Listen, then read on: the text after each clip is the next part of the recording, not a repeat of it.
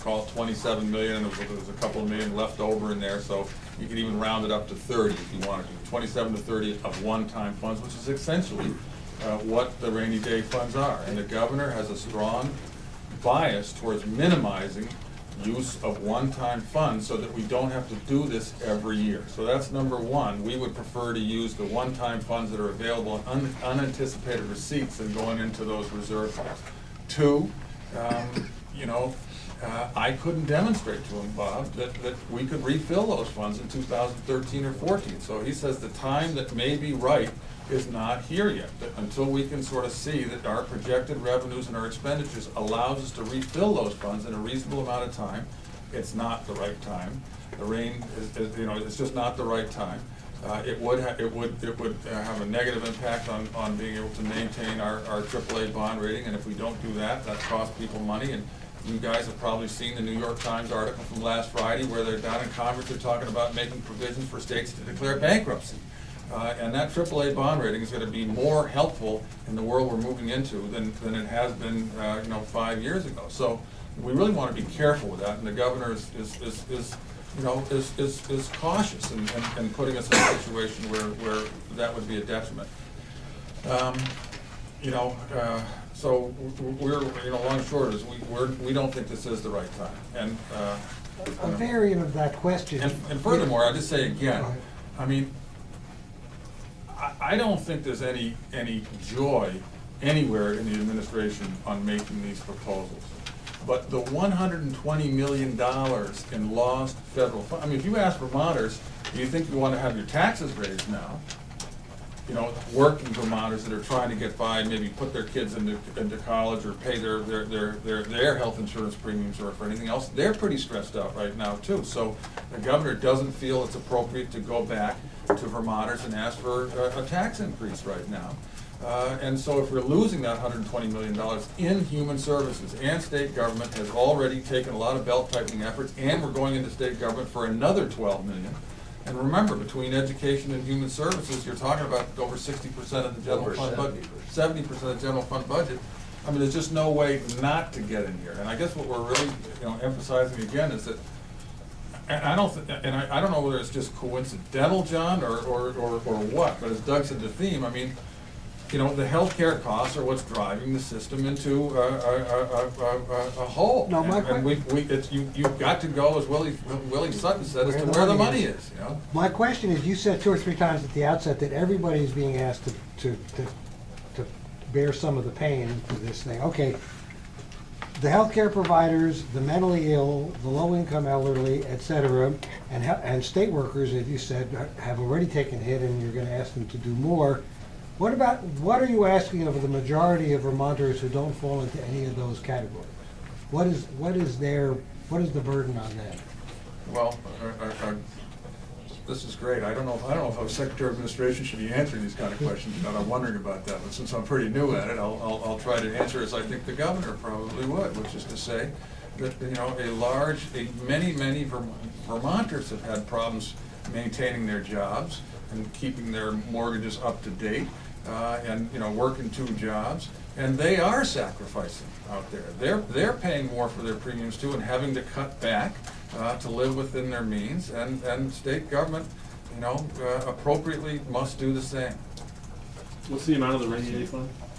The general fund reserve is about $60 million. Is that correct? Yes, it's it's about. In 2012, it would be about 58 million if we put the 3.2. When you talk about the provider assessment, increasing the provider assessment and expanding it to new areas, are you talking about the 5.5% provider tax? Yes. So what's that going to go to? 6. So that is not a broad-based tax in your estimation? No. What is a broad-based tax? Broad-based tax, what would meet that threshold? Income tax, sales tax, corporate tax. And in Gas the governor's tax, meeting right. with hospitals, they said that this would be. No, they were quite stoic about it. And he said to them, look, I want your help. I mean, if we can find some better ways to bring things into balance, join the conversation. And in all fairness, they have been part of the conversation, and we're gonna get more aggressive about it. If you think about the blueprint for health, that's been an effort that's been underway in a few pilot regions. We're expanding that, and this administration's gonna continue to expand it. That's got potential to save money on the healthcare side. Hospitals have been willing partners in that. We're gonna continue to be partners in that. Health information technology has been an area where we know we can save some money and we can provide better health care for Vermonters. They've been part of that and they're gonna continue to be part of that. We're gonna try to be more aggressive. The point isn't to say, here, here's a cut and, good luck with it. The point is that we are sitting down and working with these providers and the mental health agencies and saying, what can we do on the regulatory side? I mean, I've heard this a lot from a lot of providers, that, maybe the state could ease some of the regulatory and administrative burdens. We are going to sit down and work with them on this. We aren't walking away from this conversation, we're engaging in the conversation. Is Well, anyone listen, gonna be unfortunately, happy with this budget? Is there any particular sector of the economy or state government's gonna be happy with this budget? Well, I think Vermonters will be happy to know that their governor's proposing a balanced budget for FY12. I think they'll be glad to know that, he's pushing ahead with his initiative on broadband and mobile services, full speed ahead on a plan that gets us to where we need to be, which will be good for employment. There's a lot of things in here that we really haven't had the chance to discuss, you'll listen to this afternoon. But, there are efforts to improve people's economic futures in here. I think people might be interested in what the governor's proposing on the Housing and Conservation Trust Fund. I think that people will be very interested in for the first time that I know in Vermont's history, that we're proposing a 2-year capital authorization, so we can essentially significantly speed up the projects that we're funding through our capital program. So we'll have a lot more building going on in the next year than we otherwise would.